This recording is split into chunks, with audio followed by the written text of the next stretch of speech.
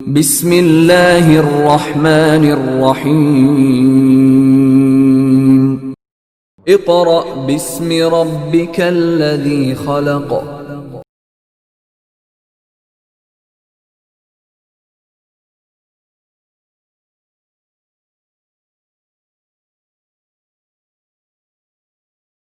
आउज़ुबिल्लाहि मिनश्शैतानिर्रजीम। बिस्मिल्लाहिर्रहमानिर्रहीम। My dear students and respectable parents, अस्सलामु अलैकुम। पिछले लेक्चर में रिव्यू 1 कंप्लीट करने के बाद आज हम लेसन नंबर 5 की तरफ आ गए हैं। मैं उम्मीद करती हूँ कि रिव्यू 1 के तमाम पार्ट्स को मेरे स्टूडेंट्स ने अच्छी तरह समझ लिया होगा, अपनी नोटबुक्स पर उतार लिया होगा, क्योंकि बेटा देखिए कि रिव्यू 1 जो है वो तमाम की तमाम ग्रामर है और अगर आप उसकी प्रैक्टिस नहीं करेंगे तो आपके लिए ग्रामर समझना मुश्किल हो जाएगी। तो जो भी लेक्चर आप सुनिए तवज्जो से सुनिए, साथ साथ उसको रिवाइज़ कीजिए, पढ़िए और उसकी प्रैक्टिस कीजिए। आज जो हम लेसन पढ़ने जा रहे हैं वो आपके रोज़ाना जहां आप सफ़र करते हैं, सड़क पर चलते हैं, किसी गली में, मोहल्ले में, कहीं भी आप आ जा रहे होते हैं, उससे मुतल्लिक़ है और बहुत ही ज़्यादा इम्पॉर्टेंट है। बाकी सारे लेसन्स की तरह हर चीज़ इम्पॉर्टेंट होती है, अनइम्पॉर्टेंट कोई चीज़ नहीं होती। So before start my lecture I would like to define 3 main points कि आपके पास सबसे पहले आपके रिलेटेड नोट्स, जो PDF नोट्स थे आपके, वो आपके पास होने चाहिए इस लेसन से मुतल्लिक़। इसके अलावा आपकी स्टेशनरी होनी चाहिए। नंबर 2, आइसोलेट योरसेल्फ, अपने आप को अकेले कमरे में तन्हा आपने पढ़ना है ताकि आपकी अटेंशन डाइवर्ट ना हो, तवज्जो आपकी लेक्चर पर रहे। और अगर आप ये सोचेंगे कि हमने नहीं पढ़ना या अभी नहीं कल पढ़ लेंगे तो ये आपके लिए मुश्किल हो जाएगा। तो इसलिए आपने अपना लेक्चर बहुत तवज्जो के साथ सुनना है। Number 3, attention and concentration. Focus, attention, concentration आपके लिए उतना ही ज़रूरी है कि जितना आपने एक लेसन को देखने के लिए टाइम फ़िक्स किया है, उसके लिए नोट्स और बाकी सारी स्टेशनरी। अगर आपकी टेंशन नहीं होगी तो बेटा it would be just a wastage of time. तो आप टाइम वेस्ट नहीं करेंगे और आई होप कि मेरे साथ रहेंगे और हमेशा की तरह मुझे ओबे करते हुए मेरी बात को गौर से सुनेंगे। So let's start reading lesson number 5, traffic sense. सबसे पहले तो हम अपने इस टाइटल को डिफ़ाइन करेंगे कि ट्रैफ़िक और सेंस का क्या मतलब है। ट्रैफ़िक का मतलब होता है आमद-ओ-रफ्त, ठीक है। Vehicles, moving vehicles on roads traffic कहलाती हैं। व्हीकल्स का क्या मतलब है कि आपकी हर वो चीज़ जो आप किसी कन्वेंस के तौर पर इस्तेमाल करते हैं, उनमें गाड़ियाँ, rickshaw, motorcycle, buses, trucks, each and everything जो आपके रोड्स पर आपको नज़र आती हैं, जिनसे आप एक जगह से दूसरी जगह मूव करते हैं, कॉल्ड व्हीकल्स। क्या प्रोनंसिएशन है? व्हीकल्स, व्हीकल्स नहीं है, इसको गलत मत पढ़िएगा। It's not vehicle, it's vehicle. Vehicle बहुत सॉफ्टली इसको आपने पढ़ना है। ठीक है, आपका एक्सेंट जो है वो आपके मुल्क के हिसाब से है, आपके एरिया के हिसाब से है, बट इट्स रादर बेटर कि आपकी सही प्रोनंसिएशन जितनी हो सके आप उसको अपनाइए, क्योंकि अगर आपकी प्रोनंसिएशन यानी बोलने का अंदाज़ अट्रैक्टिव नहीं होगा, इम्प्रेसिव नहीं होगा, तो आप इंग्लिश पढ़ें या उर्दू, इससे कोई फ़र्क नहीं पड़ता। तो यहाँ पर हमारे आज के लेसन का नाम है ट्रैफिक सेंस। सेंस का क्या मतलब है? सेंस का मतलब है शऊर, अक्ल, समझ। You have grown up students now. आपको पता चलना चाहिए कि इस वर्ड का असल मतलब क्या है, शऊर का मतलब क्या है। शऊर ज़हनी समझ को कहते हैं। जब आप छोटे थे आपकी समझ और थी, अब आप बड़े हो गए हैं तो आपकी समझ और है। अब इसके बाद हम रीडिंग की तरफ आते हैं।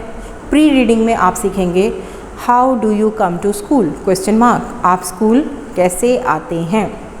What things do you take care of when you are on the road, आप कौन सी चीज़ों का ख्याल रखते हैं जब आप सड़क पर आते हैं। Read the heading and tell what information you are likely to find in this lesson.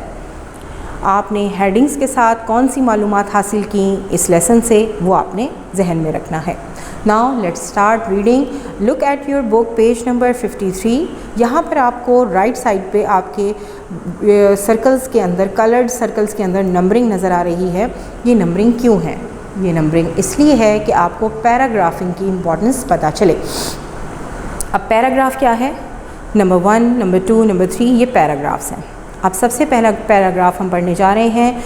Hold your lead pencils in your hand just to write the meaning of difficult words on your book.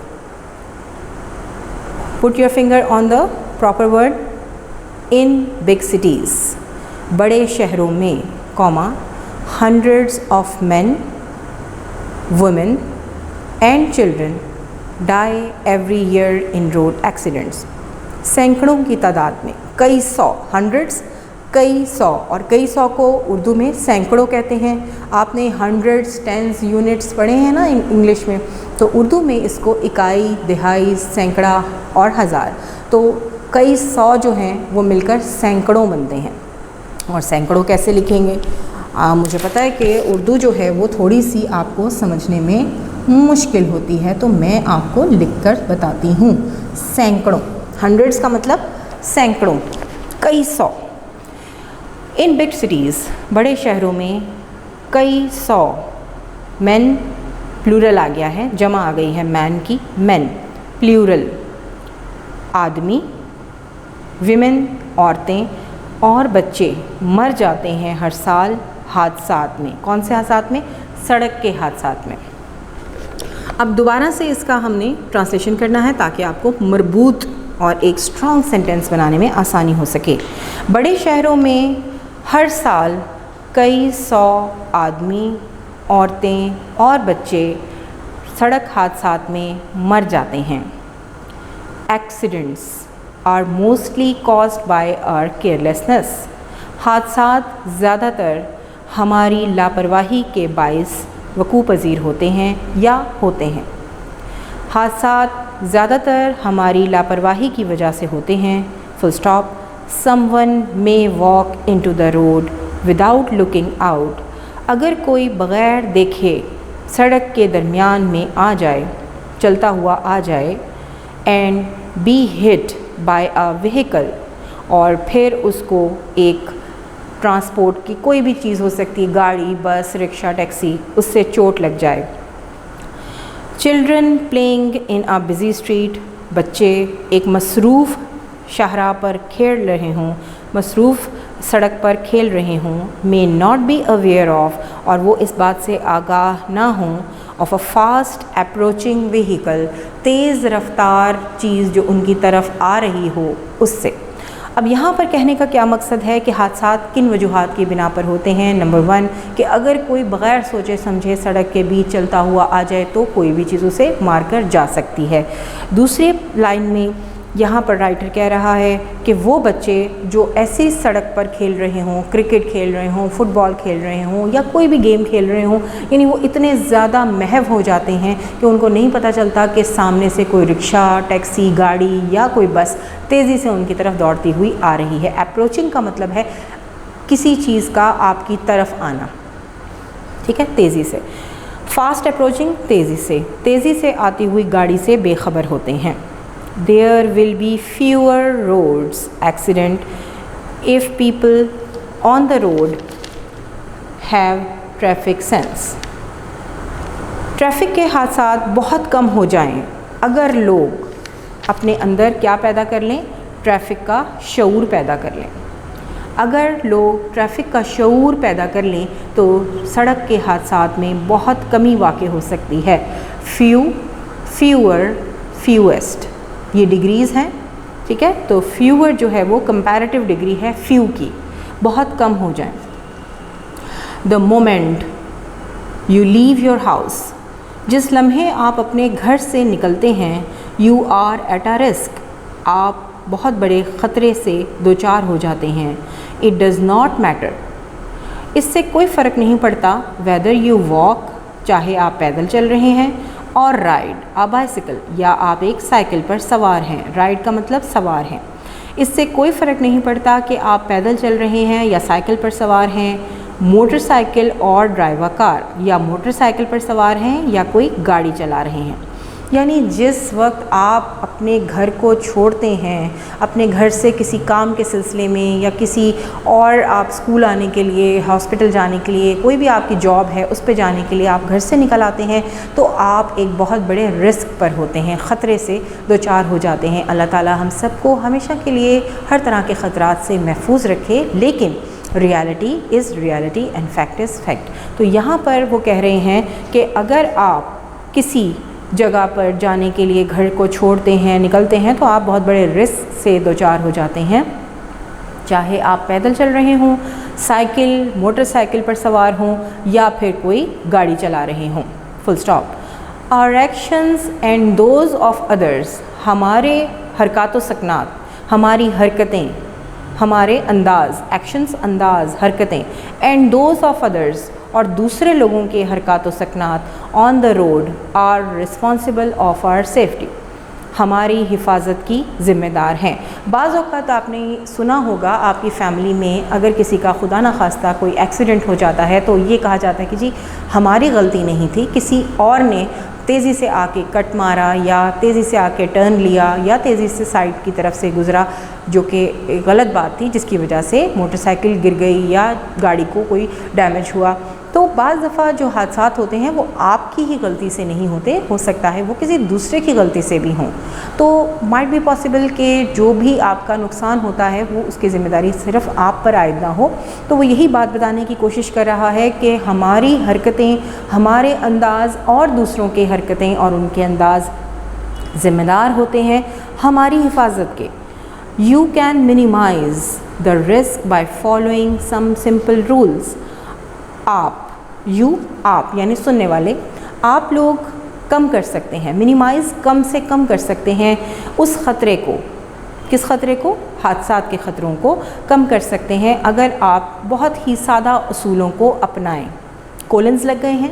Colons का मतलब है कि कुछ define किया जा रहा है। क्या डिफ़ाइन किया जा रहा है? रूल्स डिफ़ाइन किए जा रहे हैं। नंबर 1 यहाँ पे डॉट लगाया हुआ है, it indicates that it is the point number 1। Walk on the footpath. घर से निकले हैं आप तो आपके जहन में ये रूल्स होने चाहिए। नंबर 1, आपने हमेशा फुटपाथ पर चलना है। Walk in the right margin of the road to be aware of the oncoming traffic. हमेशा आपने मुनासिब फ़ासला रखना है सड़क से ताकि आने वाली ट्रैफिक से आप बाखबर रह सकें और आने वाली ट्रैफिक भी आपको देख सके। अवेयर ऑफ, आगाह, ऑनकमिंग, आने वाली, traffic, wait for the traffic to stop before crossing the road. My dear students, do you remember class 6 lesson number 5 travelling etiquettes? ये तमाम चीज़ें आपको मुख्तलिफ़ अल्फाज में क्लास 6 में डिफ़ाइन की गई और आई होप कि आपके माइंड में वो चीज़ें आ रही होंगी जो हमने पढ़ी थी क्लास 6 में, और इसी तरह की चीज़ें थी जो इस लेसन में मौजूद हैं। Although the words are very different from that lesson, but anyhow हम यहाँ पर इसको दोबारा गो थ्रू करेंगे ताकि आपको मज़ीद सीखने को मिले। पहला पॉइंट था जी कि आपने फुटपाथ पर चलना है। दूसरा था आपने एक राइट मार्जिन यानी मुनासिब फ़ासला रखना है ताकि आने वाली ट्रैफिक से आप आगाह रह सकें। Number 3, wait for the traffic to stop before crossing the road. सड़क पार करते हुए ट्रैफिक के रुकने का इंतज़ार करना है, आपने घबराना नहीं है। तेज़ रफ्तारी हमेशा जानलेवा साबित होती है बेटा, याद रखिए कि तेज़ रफ्तारी से किसी का कभी आज तक भला नहीं हो सका। तेज़ रफ्तारी बाज़ चीज़ों में बहुत ज़रूरी है, जैसे नमाज के लिए जब अज़ान दी जाती है तो आपको नमाज में जल्दी करनी चाहिए, लेकिन ये भी नहीं है कि दरमियान में अगर मस्जिद के सड़क है तो आप सड़क पर बग़ैर देखे बग़ैर सोचे समझे भागे जा रहे हैं। इससे क्या होगा कि आपको नुकसान पहुंचने का अंदेशा होगा। तो हमेशा सड़क पार करते हुए आपने अब ट्रैफिक के रुकने का इंतज़ार करना है। Wait at the zebra crossing, और कहाँ इंतज़ार करना है? ज़ीब्रा क्रॉसिंग के ऊपर हमेशा। ये नहीं कि अगर आपने ट्रैफिक को देखा कि जी वो रुक गई है और आप बीच सड़क में रुक गए हैं तो इस तरह भी आप हिट कर सकते हैं, आपको कोई व्हीकल हिट कर सकती है। ज़ीब्रा क्रॉसिंग का मतलब क्या होता है? ज़ीब्रा देखा है आपने कभी? Have you ever gone to the zoo? I hope कि सब बच्चे ज़ू गए होंगे। वहाँ पर आपको एक एनिमल नज़र आ रहा होगा, ज़ीब्रा। ठीक है, जिसके ऊपर स्ट्राइप्स होती हैं और उसके ऊपर स्ट्राइप्स किस कलर की होती हैं, ब्लैक और वाइट। और यहाँ पर ट्रैफिक में जो ये यूज़ की जाती हैं, यहाँ पर इसका इस्तेमाल ये है कि जो पैदल चलने वाले हैं उन्होंने यहाँ से सड़क पार करनी है और किसी जगह से सड़क पार नहीं करनी, क्योंकि तेज़ रफ्तार ट्रैफिक उनको हिट कर सकती है। तो ज़ीब्रा क्रॉसिंग इंडिकेट्स कि आपने यहाँ से ही हमेशा क्रॉस करना है रोड को। अगला point, look right comma then left comma then right again before crossing the road. सबसे पहले आपने सड़क पार करते हुए दाएं देखना है। दाएं मीन्स सीधा। सीखिए, उर्दू भी सीखिए, साथ साथ इंग्लिश भी सीखिए, हर चीज़ सीखना ज़रूरी है। दायां सीधे हाथ को कहते हैं, राइट हैंड को कहते हैं। सबसे पहले आपने अपने सीधे हाथ की तरफ देखना है कि कोई ट्रैफिक तो नहीं आ रही। उसके बाद उल्टे हाथ पे देखना है कि कोई ट्रैफिक वहाँ से इतनी तेज़ी से तो नहीं आ रही कि अगर आप सड़क क्रॉस करें और आपको हिट कर जाए। अब आपने उल्टे हाथ पे तो देख लिया, लेकिन इस दौरान हो सकता है कि सीधे हाथ की तरफ से कोई ट्रैफिक आ रही हो जो उस वक्त तक आपको अप्रोच कर ले, आप तक पहुँच जाए। तो दोबारा से आपने सीधे हाथ पर देखना है और फिर क्या करना है, क्रॉसिंग द रोड, आपने सड़क पार करनी है। Look right then left then right again before crossing the road.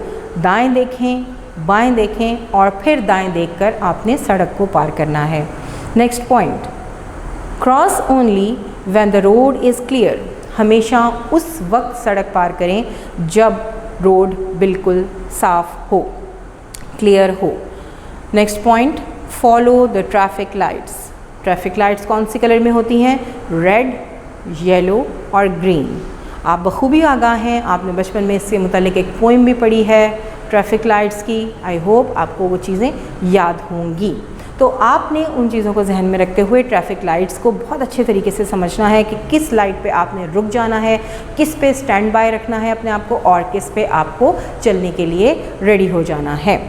तो आपने यहाँ पर ट्रैफिक लाइट्स का बहुत ज़्यादा ख्याल रखना है कहीं भी सफ़र करते हुए।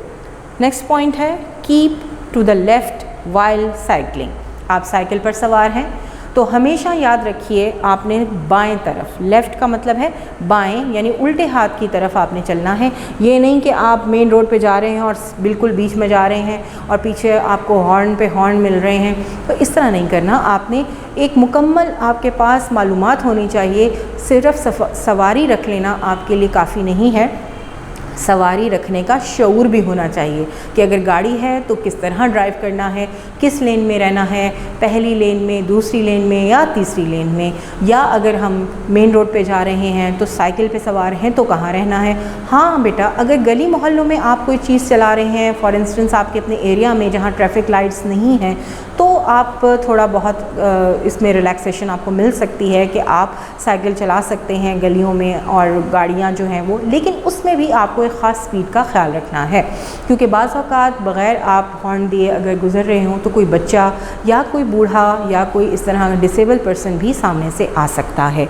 तो इसलिए आपको साइकिल चलाते हुए हमेशा उल्टे हाथ की तरफ रहना है। Next point, do not ride a cycle on the main road. जी, मेन रोड, बिज़ी रोड के ऊपर आप साइकिल लेकर मत आइए। Next point, give a signal before turning. हमेशा याद रखिए आपने अगर दाएं मुड़ना है या बाएं मुड़ना है, सबसे पहले तो आपको प्रॉपर लेन में रहना है कि अगर आपने दाएं मुड़ना है तो आपको इंतहाई दाएं रहना है। ये नहीं कि आप लेफ़्ट के साथ एकदम से मुड़ रहे हैं तो पीछे वाली गाड़ियों ने आपको आके हिट कर दिया। सेंस होनी चाहिए आपने किस तरीके से राइट टर्न लेना है, तो राइट इंडिकेटर देना है। आप में से सबके पास माशाल्लाह मोटरसाइकिल, गाड़ियाँ या साइकिल होगी, तो आपने किस तरह इंडिकेटर का मतलब होता है निशानी देने वाला, इंडिकेट करने वाला, कि पीछे वालों को पता चल जाए कि अपनी स्पीड को कम कर लीजिए क्योंकि अगली गाड़ी दाएं मुड़ना चाहती है। इसी तरह जब आप बाएं मुड़ना चाहें तो आप ऐसा नहीं कि आप सीधे हाथ की पहली लेन में से गुज़र के और आप सबको काटते हुए, इसीलिए तो ट्रैफिक जैम होती है। जब लोगों को ट्रैफ़िक का शऊर नहीं होता तो अक्सर औक़ात आप देखते हैं कि जी यहाँ तो ट्रैफ़िक फंस गई है और ट्रैफ़िक जैम पैक हो गया है, तो इसलिए कि यहाँ पर अक्सर लोगों को ट्रैफ़िक का शऊर नहीं है। गाड़ियाँ तो ले ली हैं, मोटरसाइकिल्स तो हैं, लेकिन ट्रैफ़िक के बारे में मालूमात नहीं ली। तो जब आपने उल्टे हाथ पे मुड़ना है, उल्टे हाथ पे टर्न करना है, तो आपने लेफ़्ट इंडिकेटर देना है। इट मीन्स कि आपने उल्टी तरफ मुड़ना है। एक और बात जहन में रखिए कि अक्सर लोग जो लर्नर्स होते हैं, लर्निंग लाइसेंस होता है जिनके पास, आपने अक्सर देखा होगा गाड़ियों के पीछे टेप से एल लिखा हुआ होता है, तो एल का मतलब होता है लर्नर, यानी इब्तदाई तौर पर ये गाड़ी चलाना या कोई जीप चलाना सीख रहे हैं, अभी ये इनके पास लाइसेंस नहीं आया, तो ये लर्नर हैं, सीखने वाले हैं, लर्निंग लाइसेंस होल्डर हैं। तो इसलिए उनसे ज़रा थोड़ा एहतियात कीजिए, थोड़ा डिस्टेंस ज़्यादा रखिए। होता क्या है कि राइट इंडिकेटर देके लेफ़्ट टर्न ले लेते हैं, लेफ़्ट इंडिकेटर देके राइट टर्न ले लेते हैं, जिसकी वजह से पीछे ट्रैफिक जो आ रही होती है वो उनको हिट कर जाती है और फिर एक्सीडेंट्स हो जाते हैं और खुदा न खास्ता ज़्यादा नुकसान भी हो सकता है। तो इससे पहले कि आप गाड़ी लेके घर से निकलें, इस मामले में आपने बिल्कुल भी लीनियंसी शो नहीं करनी, आपने बहुत थॉरली इसको गो थ्रू करना है जितने भी पॉइंट्स हैं। Give a signal before turning, वही बात कि सबसे पहले आपने मुड़ते हुए सिग्नल देना है। Next point, never run on the road, कभी भी सड़क पर भागना नहीं चाहिए, क्योंकि अक्सर ये होता है कि ट्रैफिक जब बंद होती है या सिग्नल्स पे खड़े होते हैं तो आपको कोई चीज़ नज़र आ जाती है, आप एकदम गाड़ी का दरवाज़ा खोल के उतर के और वो चीज़ लेने भाग जाते हैं कि नहीं कोई बात नहीं अभी तो टाइम है। ऐसा नहीं है, ट्रैफिक सिग्नल्स में हार्डली आपको थोड़ा सा टाइम लगता है और फिर ट्रैफिक दोबारा से बहाल हो जाती है। तो खुदा न खास्ता पीछे वाली ट्रैफिक अगर आपको ना देखे और आपको हिट कर जाए तो ख़तरे का बाइस हो सकती है। When you wait for a bus stand in a Q, जब आप किसी बस का इंतज़ार कर रहे हों तो हमेशा कतार बनाइए। कतार बनाना, लाइन बनाना, मेक अ क्यू, जैसे हम असेंबली में कहते हैं मेक अ क्यू, एक कतार बनाइए, अपने आप को एक दूसरे के पीछे ले आइए। जब आप बस का इंतज़ार कर रहे हों तो हमेशा कतार में खड़े हों। डू नॉट गेट इन और ऑफ इन अ मूविंग बस, चलती हुई बस में ना सवार हों और ना ही उससे उतरने की कोशिश कीजिए। ये सब वही पॉइंट्स हैं जो आप क्लास 6 में पढ़ के आ चुके हैं। Remember, get off, get on, ठीक है, हैंड रेल्स, अब आपके जहन में वो सब चीज़ें आ रही होंगी। तो क्या कह रहे हैं कि जब तक बस रुके ना ही आपने चढ़ना है और ना ही उससे उतरना है। नेक्स्ट पॉइंट, व्हेन इन अ बस do not lean out of the door और विंडो। व्हेन इन अ बस डू नॉट लीन आउट, जब आप बस में हों तो कभी भी बस के दरवाजे या खिड़की से बाहर ना लटकें। लीन का मतलब झुकना होता है और यहाँ पर आपके लिए ये इस्तेमाल हुआ है कि अक्सर बच्चे क्या करते हैं, गाड़ी में से अपनी कोहनी बाहर निकाल के बैठे होते हैं या बार बार अपना सर बाहर निकाल कर देख रहे होते हैं या हाथ बाहर हिला रहे होते हैं। My dear students, it is very very risky.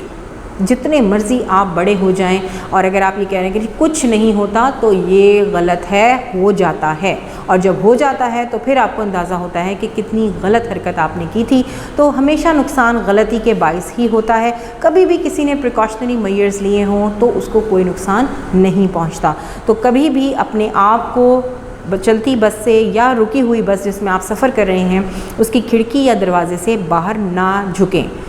You may fall और हर्ट योर सेल्फ, आप गिर सकते हैं या आपको चोट लग सकती है।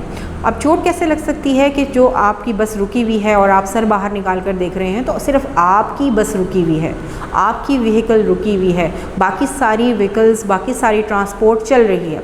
तो तेज़ रफ्तार गाड़ी जब आपके पास से गुजरेगी तो वो आपके सर को या आपके उस बॉडी पार्ट को हिट कर सकती है जो आपने बाहर निकाल रखा है। ठीक है, तो अपनी हिफाजत आपको ख़ुद करनी है, कोई भी आपकी हिफाजत का ज़िम्मेदार नहीं है, क्योंकि आप जब घर से निकल आए हैं तो वही पॉइंट जो हमने पहले डिस्कस किया था, आप रिस्क पर हैं, तो अपनी हिफाजत की ज़िम्मेदारी आप पर आयद होती है। आप गिर सकते हैं या आपको चोट लग सकती है। Next point, at a level crossing. Level crossing क्या होती है?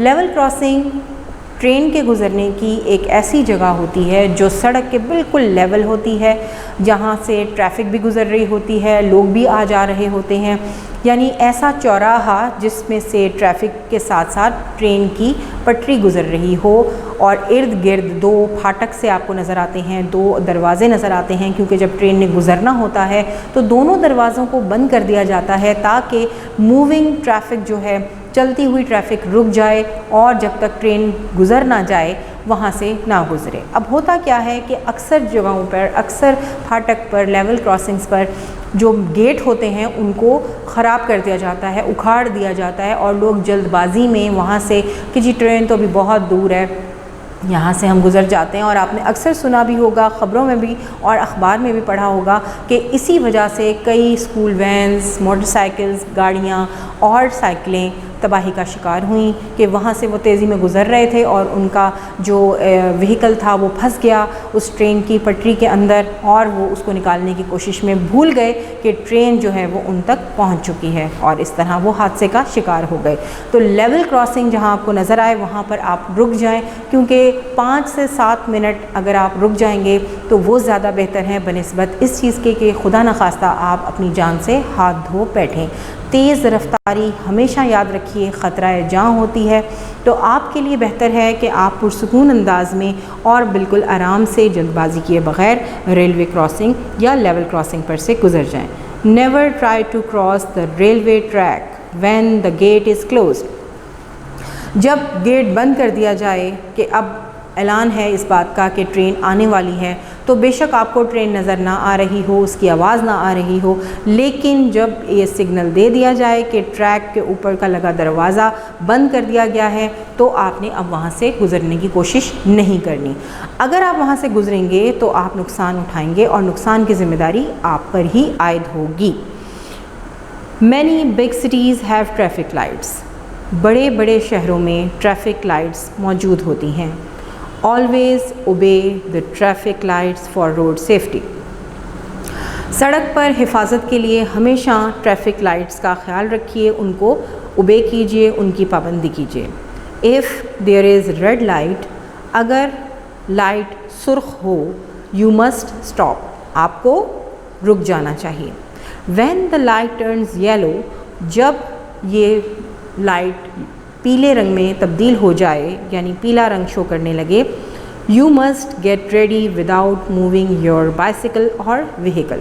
बग़ैर मूव किए अगर आपने अपना व्हीकल बंद किया हुआ है तो उसको स्टार्ट कर लीजिए। गाड़ी बंद की हुई है, रिक्शा है, what ever the vehicle is, तो आपको उसको स्टार्ट कर लेना चाहिए। यानी अभी आपने चलना शुरू नहीं करना, लेकिन उसको स्टार्ट कर लेना है स्टैंड बाय पे। अब मूव ऑन, चलना शुरू कीजिए। When the light turns green, जब बत्ती सुर्ख से पीले से सब्ज़ रंग में तब्दील हो जाए तो आपने चलना शुरू करना है। अब दोबारा से रेड लाइट पे आपने रुक जाना है, येलो लाइट पे स्टैंड बाय पे अपने व्हीकल को स्टार्ट कर लेना है और ग्रीन लाइट पे आपने चलना शुरू कर देना है।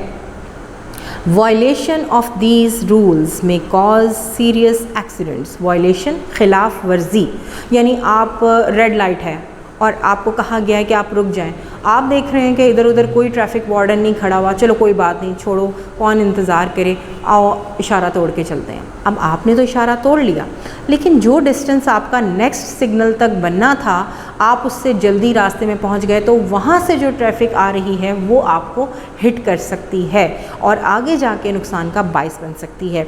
तो ज़रूरी नहीं कि आपके पास ट्रैफिक वार्डन खड़ा हो तो आपने उसकी खिलाफ वर्जी नहीं करनी, बल्कि अगर हो या ना हो आपने ट्रैफिक लाइट्स को फॉलो करना है, ओबे करना है, क्योंकि ये सब चीज़ें हमारी सेफ्टी के लिए बनाई गई हैं। ये बिला वजह नहीं बनाई गई हैं, ये हमारी सेफ्टी के लिए बनाई गई हैं ताकि हम इनको फॉलो करें, ताकि हम इनको ओबे करें और ख़तरात से बच सकें।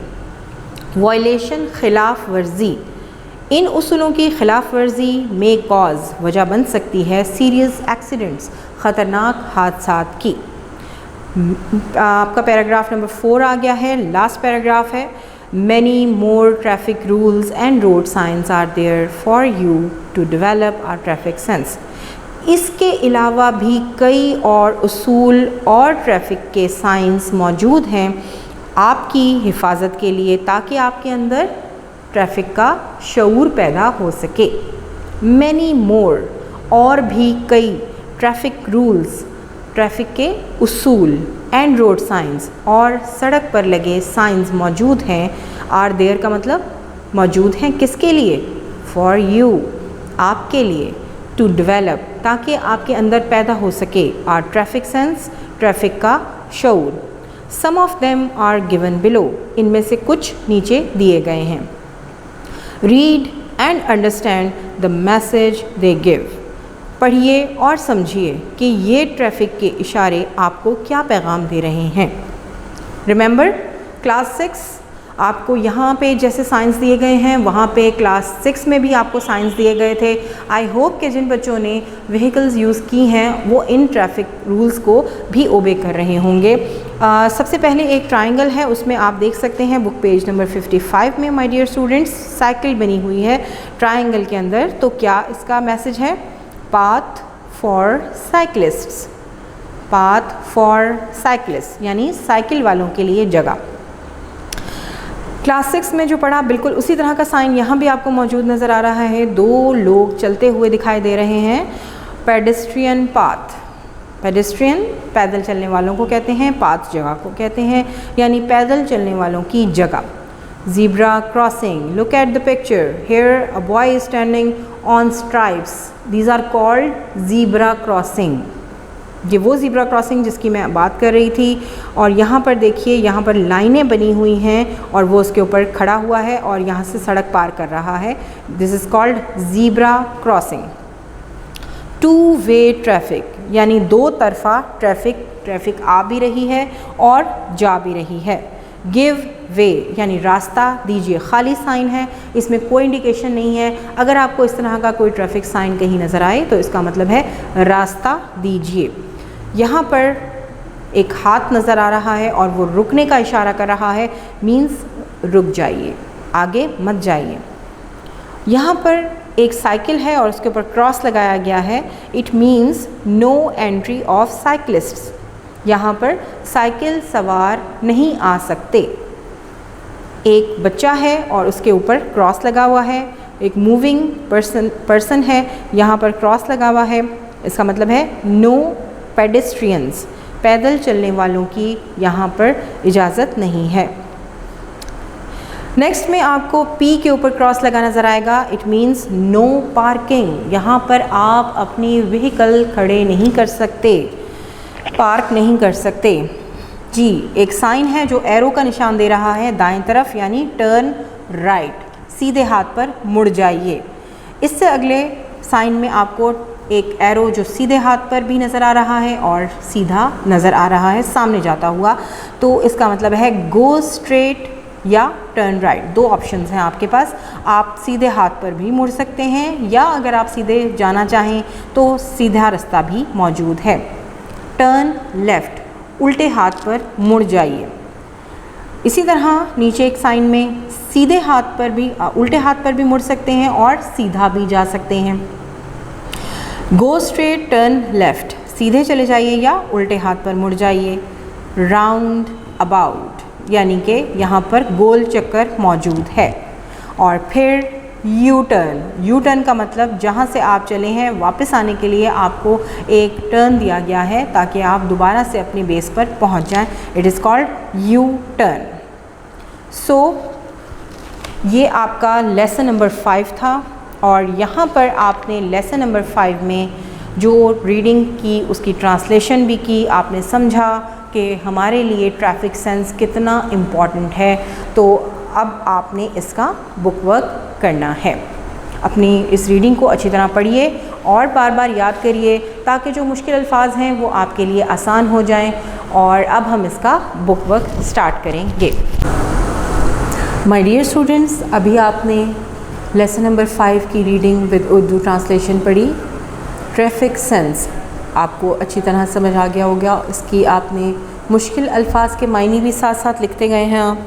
और अब हम इसके ग्लॉसरी की तरफ चलेंगे। तो ग्लॉसरी में आपको समझाती जाऊं कि इसकी सही प्रोनाउंसिएशन क्या है। तो ये ग्लॉसरी है, से की साउंड निकलेगी ग्लॉसरी, ठीक है, से की साउंड के साथ ग्लॉसरी है। और इसको उर्दू में फरहंग कहते हैं। क्या कहते हैं? फरहंग। और इसकी सही प्रोनाउंसिएशन ग्लॉसरी है। तो अब हम इसकी ग्लॉसरी की तरफ चलेंगे। तो पहला वर्ड यहाँ पर आप देख सकते हैं अवेयर। अवेयर का मतलब आगाह, नोइंग और रियलाइजिंग। दूसरा है लेन। लेन यानी ऐसी जगह जहाँ से आप गुज़र सकते हों। Marking a passage. Moment, very short period of time. Number 4, minimize. Minimize का मतलब है किसी चीज़ को बहुत कम कर देना, to reduce। किसी भी चीज़ को कम कर देना minimize कहलाता है। straight,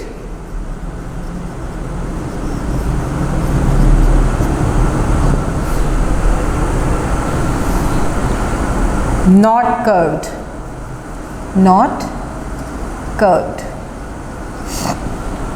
Number 6, एक्चुअली नंबर 6 पे Q था और नंबर 5 पे Q था और नंबर 6 पे स्ट्रेट था, लेकिन एनी हाउ आपका ये इसमें नीचे भी आ सकता है। Q, लाइन ऑफ पीपल, यानी आप जो कतार बनाते हैं वो क्यू कहलाता है। और फिर number 7, traffic, vehicle on road.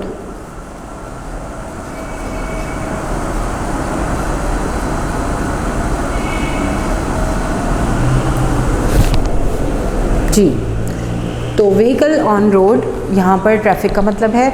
My dear students, फरहंग का मतलब, ग्लॉसरी का मतलब होता है कि किसी भी ऐसी जगह पर जहाँ मुख्तलिफ मल्टीपल वर्ड्स हों, उनको ढूंढने में मुश्किल हो, तो आप अल्फ़ाबेटिकली यानी कि हरूफ तहजी के एतबार से आप जो वर्ड्स लिखते हैं उनको ग्लॉसरी कहते हैं। यानी आपके लेसन में अल्फ़ाबेटिकली जो वर्ड्स हैं वो यहाँ पर बयान किए गए हैं। अब यहाँ मैं एरो बना दूँ ताकि आपके जहन में रहे, क्योंकि अल्फ़ाबेट में एस के बाद टी आता है, तो यहाँ पर ये पहले ये आना है और फिर ये, यानी कि क्यू पहले और फिर एस और फिर T.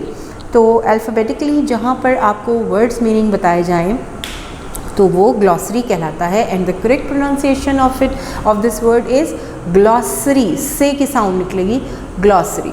So this was glossary for you. और अब हम इसके बुक वर्क की तरफ चलेंगे आगे। आपने अपनी बुक ओपन करनी है और साथ साथ मेरे अपने नोटबुक के ऊपर इसको सॉल्व करते जाना है। We have a lot of book work of this lesson, but very interesting. आपके लिए नई नई चीज़ें सीखने का मौका मिलेगा आपको, और आपको मालूम होता जाएगा कि एक्चुअली ग्रामर में क्या क्या चीज़ें आती हैं। पेज नंबर यहाँ पर आपको नज़र आएगा 56। पेज नंबर 56 पे आपको ए पार्ट है, look up the meaning of the following words in dictionary, use these words in sentences. नीचे दिए हुए अल्फाज के मायने डिक्शनरी में तलाश कीजिए और इनको जुमले बनाइए। सेफ्टी, हिफाजत, केयरलेसनेस लापरवाही, मिनिमाइज़ कम कर देना, रिस्क ख़तरा, क्यू कितार। अब इसके आपने वर्ड सेंटेंसेस खुद से बनाने हैं। अब नीचे आपको वर्ड्स, सिनोनिम्स और एंटोनिम्स तलाश करने हैं। यहाँ पर सेंस का मतलब है फीलिंग, मुतरादिफ अल्फाज हैं सिनोनिम्स यानी फीलिंग, परसेप्शन, और एंटोनिम्स हैं इसका सेंसलेस, सीरियस, ग्रेव, सोबर, और इसका एंटोनिम है नॉन सीरियस। वायलेट का मतलब है खिलाफ वर्जी करना, नॉट फॉलो, डिसओबे, और इसका एंटोनिम है ओबे। सिग्नल, मार्क, इंडिकेशन, और एंटोनिम है इसका signless, sign SIGNLESS, signless. Develop, exhibit, grow, और अनडेवलप इसका एंटोनिम है। तो यहाँ पर आपको पेज नंबर 57 पर सी पार्ट में कुछ लेटर्स नज़र आ रहे हैं, और उन लेटर्स की मदद से आपने नए वर्ड्स बनाने हैं। तो सबसे पहले WEATHER से आपने वर्ड बनाना है। तो कोई से 3 लफ्ज़ आप बना सकते हैं। यहाँ एग्जाम्पल के तौर पे मैं आपको वर्ड्स दिखा रही हूँ, इसके अलावा भी आप बना सकते हैं। तो इन लेटर्स को मिला के आगे पीछे करके नया वर्ड बना है हीटर, वेयर, देयर। उसके बाद लेटर्स हैं FEATURE। जब हम अलग अलग लेटर्स लिखते हैं तो बीच में कोमा डालते हैं, और जब कोमा डालते हैं तो इसका मतलब होता है कि इस लेटर का इस लेटर से बज़ाहिर कोई ताल्लुक़ नहीं है, ये अलग लेटर है और ये अलग लेटर है। तो जब हम इसको मिला के लिखते हैं तो हम इसमें बिल्कुल भी कोमा इस्तेमाल नहीं करते। तो FEATURE के कॉम्बिनेशन से नए वर्ड्स बनेंगे fear, true, feet। उसके बाद है CLIMATE climate, और इससे वर्ड बनेगा time, mat, claim. Time, mat, claim. अच्छा जी, अब हमारा ये वाला पार्ट भी कंप्लीट हो गया। पेज नंबर 57 पे आइए, आपको बी पार्ट नज़र आ रहा होगा। माय डियर स्टूडेंट्स, यहाँ पर आपके पास ऑप्शंस हैं। कीप इट इन माइंड कि आपको एग्ज़ाम्स में अनसीन MCQs आते हैं। यहाँ पर आपको बुक में जो MCQs दिए हुए हैं हमने उनको भी साथ लेकर चलना है। तो करेक्ट ऑप्शन को टिक करते हुए, accidents are caused by, accidents किस वजह से होते हैं? C option is the correct one, carelessness of the people. Correct option है carelessness of the people. Number 2, do not walk on the road. Do not walk on the road. Option A, if there are so many people, if there is a pavement, if there is a traffic jam, if you are in a hurry।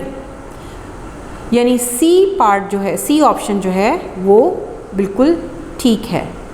if there is a traffic jam, traffic jam हो तो आपको सड़क पर नहीं चलना चाहिए। Number 3, zebra crossings are Option A, for the safety of the pedestrian, B, for traffic control, C, for the decoration of road, D, for people to cross the road। जी, तो D option is the right one, take the D। Number 4, when the light turns yellow, जब light yellow हो, we must stop and wait, we must move on, we must get ready without moving, we must keep an eye on the light। हमें क्या करना चाहिए जब light yellow हो जाए?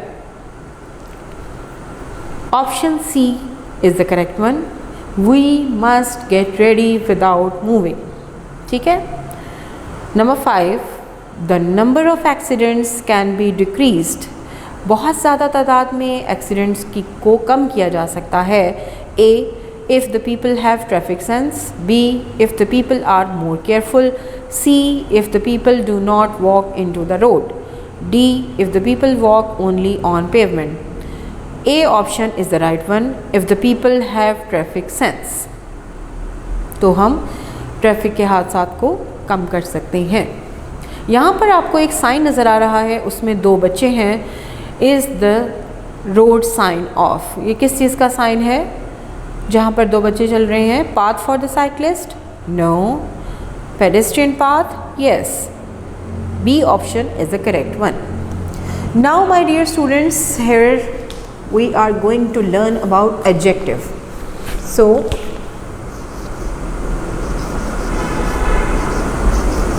Adjective, an adjective shows the quality of a noun. आपको पता है ना, पार्ट्स ऑफ स्पीच में आपने पढ़ा हुआ है, एडजेक्टिव जो है वो इसमें सिफ्त कहलाता है। किसी भी नाउन को, किसी भी चीज़ की खूबी या खामी को बयान करने के लिए जो इस्तेमाल होता है पार्ट्स ऑफ स्पीच में, उसको इसमें सिफ्त कहते हैं। अब यहाँ पर पेज नंबर 59 पर आपको इसम सिफ्त नज़र आ रहे हैं। An adjective is a word used to qualify a noun और अ प्रोनाउन। वही बात कि किसी भी इसम या जो नाम की जगह इस्तेमाल हो प्रोनाउन, उसकी किसी भी क्वालिटी को बयान करने के लिए जो वर्ड इस्तेमाल होता है उसको एडजेक्टिव कहते हैं। There are 8 kinds of adjectives in terms of nature. ठीक है, एडजेक्टिव्स की 8 काइंड्स हैं। सबसे पहले आपने जहन में रखना है, how many kinds are there? 8 kinds. ठीक है, यहाँ पर आपको 8 काइंड्स किसकी मिल रही हैं? एडजेक्टिव की। अब ये आपने मेरे साथ साथ लर्न करना है, क्योंकि अगर आप नहीं याद करेंगे तो मुश्किल हो जाएगी। सबसे पहला है आपका प्रॉपर एडजेक्टिव। प्रॉपर एडजेक्टिव का क्या मतलब है? डेफिनेशन पढ़ने से पता चलेगा। It is formed from a proper name, यानी किसी ख़ास शख्स या जगह के ओरिजिन को जाहिर करे, इसको ओरिजिन भी कहते हैं, एडजेक्टिव ऑफ ओरिजिन भी कहते हैं। जैसे मिसाल के तौर पर आपने ये कहना है कि वो एक पाकिस्तानी लड़का है। ही इज़ अ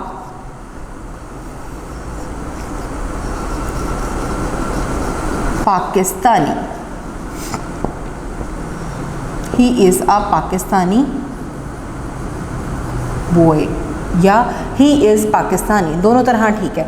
अब यहाँ जो आपने ये ओरिजिन जाहिर किया है, this is adjective of origin या प्रॉपर एडजेक्टिव, ये प्रॉपर एडजेक्टिव कहलाएगा।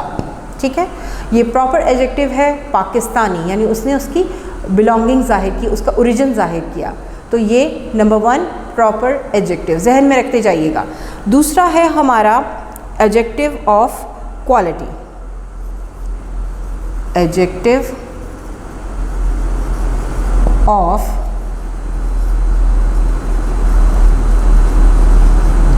क्वालिटी, यानी किसी चीज़ की खूबी या खामी।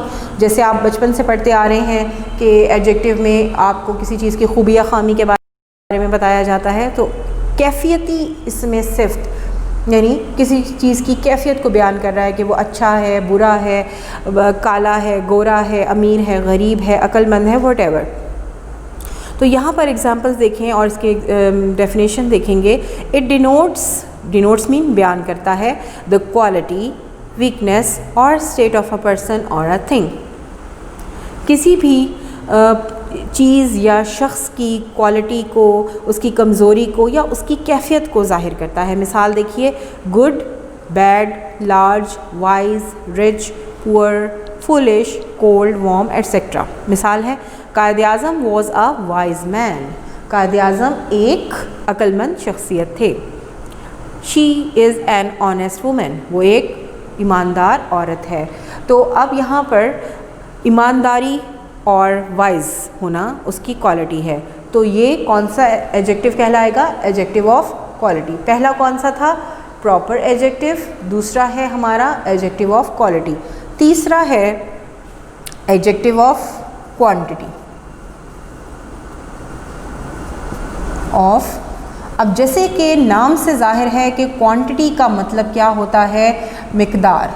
ठीक है, क्वांटिटी का क्या मतलब होता है? मिकदार, यानी किसी चीज़ की मिकदार कितनी है, उसका कितना वज़न है, क्या है। अब आप ये देखिए, it denotes the quantity of a thing और एन आइडिया, ये किसी भी सोच की या चीज़ की मिकदार को जाहिर करता है या करती है।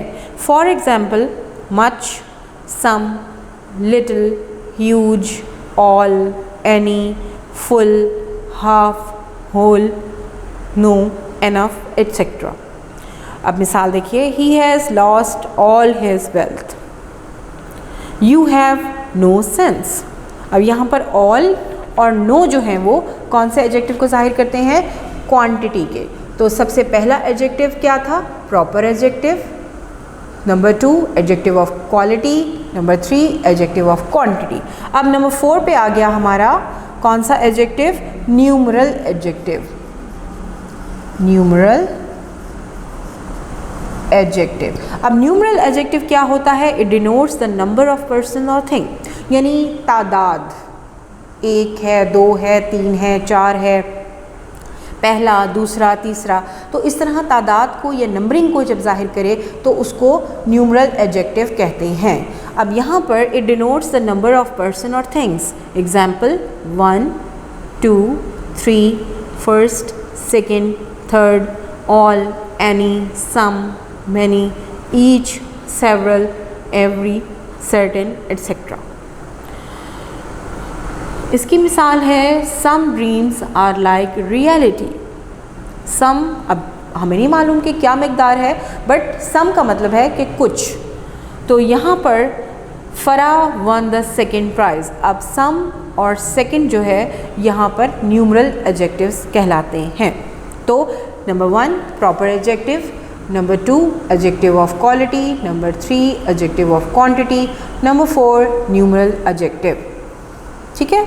Number 5 demonstrative adjective. कौन सा है? डेमोन्स्ट्रेटिव,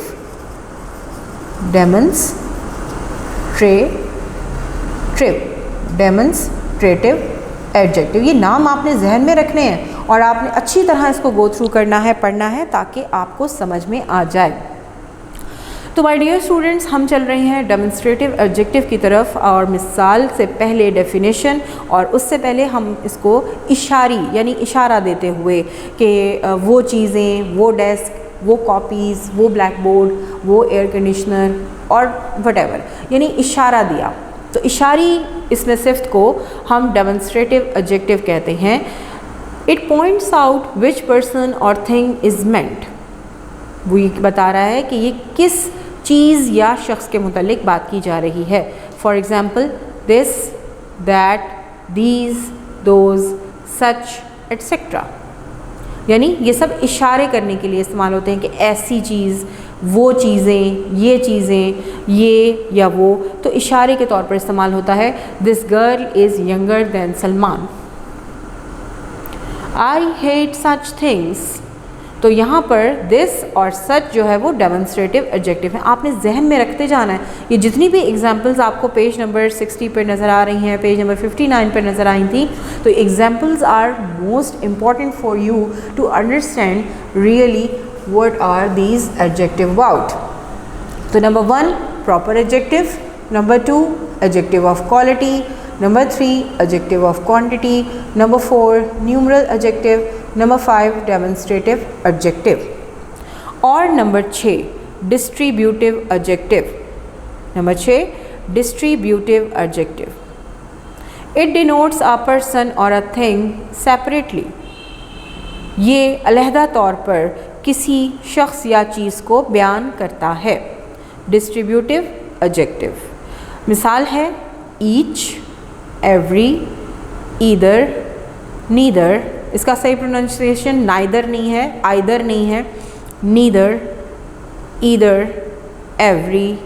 अब मिसाल है each girl will get a prize.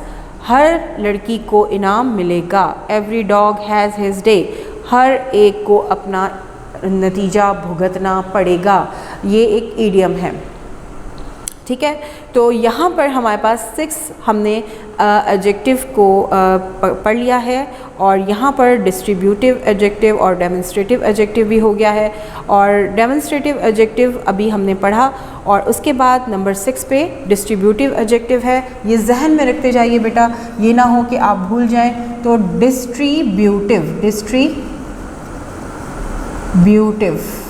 यहाँ पर जगह कम है, मैं पूरा नहीं लिख सकती, तो आपने बिल्कुल नहीं इसको बॉदर करना, जहन में रखते जाना है। फिंगर टिप्स पे होने चाहिए आपके फिंगर के ऊपर होने चाहिए कि number 1 proper adjective, number 2 adjective of quality, number 3 adjective of quantity, number 4 numeral adjective, number 5 demonstrative adjective, और नंबर 6 डिस्ट्रीब्यूटिव एडजेक्टिव। ठीक है जी। अब यहाँ पर डिस्ट्रीब्यूटिव एडजेक्टिव भी हमने कर लिया। और नंबर 7 इस्तेफामिया, या इस्तेफामिया का मतलब अगर मैं आपको आसान करने लगूँ तो उसका मतलब है पूछना, किसी के बारे में पूछना। ठीक है। तो यहाँ पर इस्तेफामिया को हम इंग्लिश में कहेंगे इंट्रोगेटिव एडजेक्टिव। ये तो बहुत आसान वर्ड है, आपने अक्सर पढ़ा है टेंसेस में मेरे साथ जब आपने किया है। इंट्रोगेटिव एडजेक्टिव यहाँ पर पूछा जाए जैसे व्हाट, वाई, वेयर, whom, तो जहाँ पर ये अल्फाज आएँ तो आप समझ जाइए कि ये एडजेक्टिव की कौन सी काइंड से ताल्लुक़ रखते हैं। ये इंट्रोगेटिव, इसका सही प्रोनाउंसिएशन इंटेरोगेटिव नहीं, इंट्रोगेटिव एडजेक्टिव है। It is used before a noun for asking a question. ये किसी सवाल के पूछने के लिए किसी इसम में इस्तेमाल होता है। For example whose, which, what, जैसे मैंने अभी आपको बताया। Whose pen is this question mark, ये पेन किसका है। विच शर्ट इज़ योर, तुम्हारी शर्ट कौन सी है। और आखिरी एडजेक्टिव जो है वो है पोजेसिव, पोजेसिव। अब यहाँ पर ज़हन में रखिएगा कि पोजेसिव एडजेक्टिव क्या है और आपने इसको कैसे समझना है। पोजेसिव का इनफैक्ट मतलब होता है मिल्कियत। जैसे आप ये कहें ये मेरी किताब है, ये मेरा घर है, ये मेरा पाकिस्तान है, ये मेरे वालिदैन हैं, और ये उस लड़की की किताब है या ये उस लड़के का घर है। तो जहाँ पर आपको समझे ज़हन में, आप रिफ्लेक्सिव प्रोनाउंस भी आप जहन में रखते जाएं, तो वो जो प्रोनाउंस होते हैं वो एक्चुअली पोजेसिव एडजेक्टिव भी होते हैं। तो पोजेसिव एडजेक्टिव की मिसाल है इट डिनोट्स पोजेशन। पोजेशन का मतलब मलकियत। अब मलकियत क्या होती है? किसी चीज़ के ऊपर आपकी इजारादारी, आपका हक, ठीक है, आपका हक। My, our, your, his, her, their, etcetera. This is his bag, it is my book. His और माई जो है ये आपके पोजेसिव एडजेक्टिव हैं, और इसमें आपने जहन में रखना है कि कौन कौन से एडजेक्टिव हैं। Number 1 proper adjective, number 2 adjective of quality, adjective of quantity, numeral adjective, demonstrative adjective, distributive adjective, interrogative adjective and possessive adjective. Page number 61 पे आपने बताना है कि ये अंडरलाइन हुआ हुआ कौन सा एडजेक्टिव है, एडजेक्टिव की कौन सी काइंड है। I ate some rice. Some quantity में आता है, यानी कुछ यानी ना पता के ज़्यादा हैं ना पता के कम हैं, लेकिन हैं, तो ये आपका सम जो है वो क्वांटिटी में चला जाएगा। ऑल भी आपका जो है वो क्वांटिटी में चला जाएगा। वैसे कुछ ऐसे एडजेक्टिव भी हैं जो आप समझ सकते हैं कि वो किसी और एडजेक्टिव से भी ताल्लुक़ रखते हैं, लेकिन यहाँ पर ऑल जो है वो क्वांटिटी में। These grapes are sour.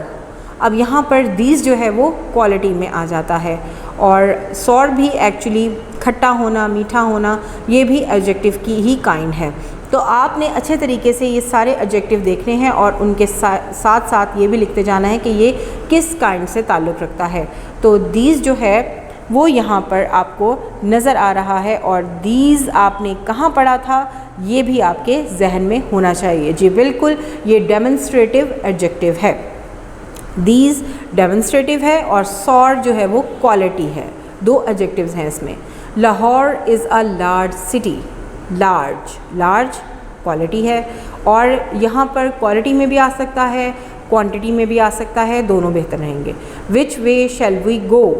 अब यहाँ पर विच है, सवाल किया जा रहा है, तो ये कौन से एडजेक्टिव से ताल्लुक़ रखेगा? इंट्रोगेटिव, सवाल पूछा जा रहा है। Each boy got a price. अब यहाँ पर ईच बॉय, आपने ये एग्जाम्पल्स अगर आपके जहन में हों कि each girl will get a price, और यहाँ पर है each boy got a price, तो ईच जो है वो डिस्ट्रीब्यूटिव में आता है। ईच डिस्ट्रीब्यूटिव में। आप कॉलम्स बना लीजिए, इस तरह आप कॉलम्स बना लें, 8 कॉलम्स बना लें, और उसके ऊपर आप लिखते जाएं, या आप यूँ करके इस तरह एक साइड पे सारे एडजेक्टिव लिखें और उसके सामने आपने ये वाले वर्ड्स लिखते जाने हैं। दोनों तरह आप कर सकते हैं। I like enough sugar. अब यहाँ पर इनफ जो है वो आपको क्वांटिटी में नज़र आ रही होगी। दिस इज़ हर कोट, ये पोजेसिव है। हर जो है वो पोजेशन ज़ाहिर कर रहा है कि ये कोट उसका है, her. I like a Chinese dish. अब ये नंबर 1 पे जो हमने प्रॉपर एडजेक्टिव पढ़ा, जिसको हम ओरिजिन भी कहते हैं, जिससे किसी का ताल्लुक़ ज़ाहिर हो, किसी मुल्क से, किसी जगह से, किसी ज़बान से, किसी इलाके से, तो उसको प्रॉपर एडजेक्टिव। तो ये हमारा चाइनीज़ जो है ये प्रॉपर एडजेक्टिव में आ जाएगा। Akram is a clever boy. Clever उसकी क्वालिटी है, तो ये क्लेवर क्वालिटी में चला जाएगा। दूसरे आप देखिए फॉर्मेशन ऑफ एडजेक्टिव, कि एडजेक्टिव बनते कैसे हैं। Adjectives are formed from nouns. Nouns से आपने एडजेक्टिव बनाना है, तो कैसे बनाना है? मिसाल यहाँ पर दी हुई है, नाउन है और उनके आगे एडजेक्टिव हैं। ये आपने अच्छी तरह याद करने हैं, समझने हैं और कॉपी डाउन करने हैं। चाइल्ड से childish, fool foolish, dirt dirty, hope hopeful, education educational, man manly, ease easy, trouble troublesome, laugh laughable, peace peaceful. Page number 62, use the following adjective in sentences. अब नीचे दिए हुए एडजेक्टिव को आपने अपने जुमलों में इस्तेमाल करना है। एजुकेशनल, एजुकेशनल तालीमी, ठीक है। वर्ड का जब आप उसको नाउन को एडजेक्टिव में चेंज करते हैं तो उसका मतलब बदल जाता है। अब जैसे चाइल्ड था, चाइल्ड का मतलब बच्चा होता है, चाइल्डिश बचकाना, बच्चों जैसी। अब यहाँ पर एजुकेशन से एजुकेशनल है तो एजुकेशनल का मतलब है तालीमी। My father works in an educational institute, full stop. ये जुमला हो जाएगा। चाइल्डिश, डोंट टॉक चाइल्डिश, बच्चों जैसी गुफ्तगू ना करो। Popular, popular, my father is popular among his friends, मेरे वालिद साहब अपने दोस्तों में बहुत मशहूर हैं। Easy, easy, it is a very easy way to learn English.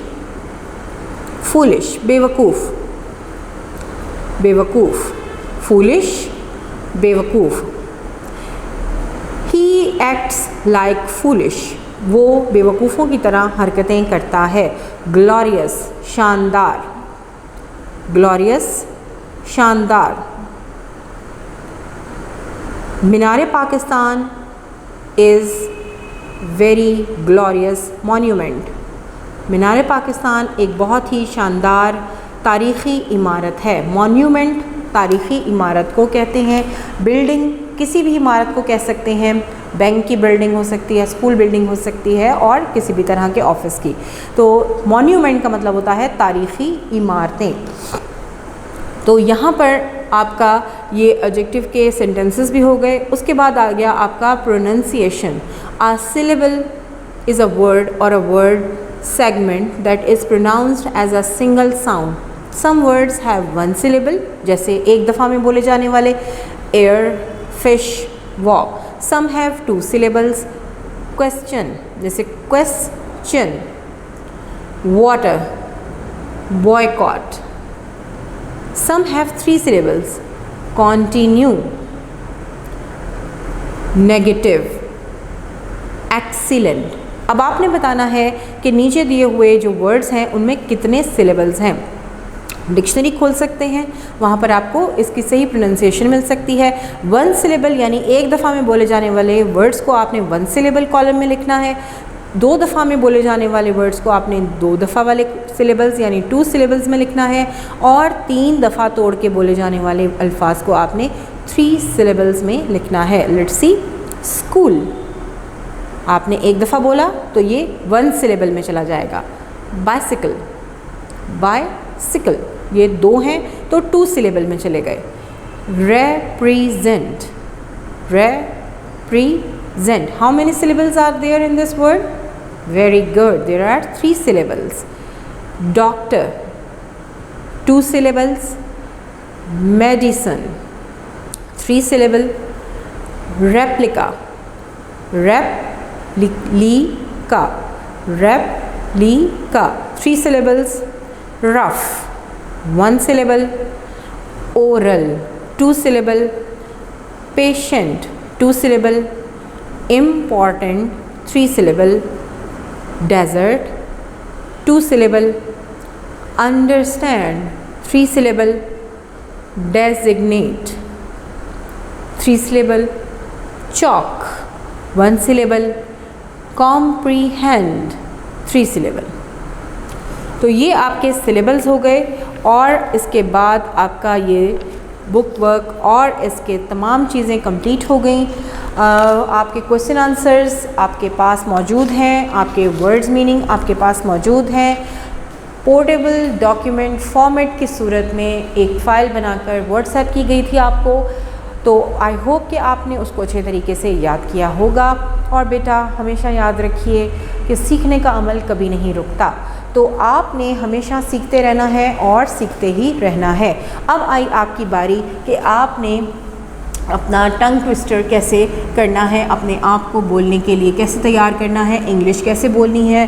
कोई भी आपके घर में बुक्स पढ़ी हुई हों, आप कोशिश कीजिए कि इंग्लिश न्यूज़पेपर ज़्यादा से ज़्यादा पढ़ें और कोशिश करें कि उसके नए नए अल्फाज आप लिखें और डिक्शनरी का यूज़ करते रहें। और keep practising this sentence, I scream, you scream, we all scream for ice cream. ये देने का मकसद सिर्फ ये है कि आपकी थोड़ी सी एंटरटेनमेंट हो जाए। आप अपने बहन भाइयों के साथ ये गेम खेल सकते हैं और ख़ुद भी कोशिश कर सकते हैं।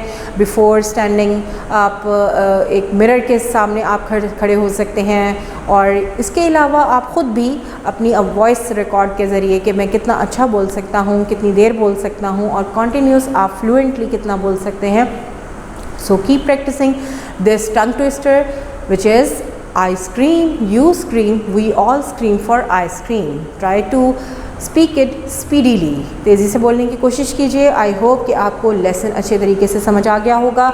तमाम चीज़ें इसकी कंप्लीट हो गई हैं। अगर कोई चीज़ आपको नहीं समझ में आई तो परेशान होने की ज़रूरत नहीं है।